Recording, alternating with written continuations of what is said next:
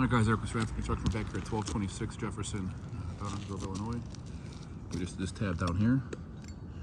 Due to the consequential damage, now we're going to have to go and hop up to this one and see how this one is. See if this roof will take to a repair or not.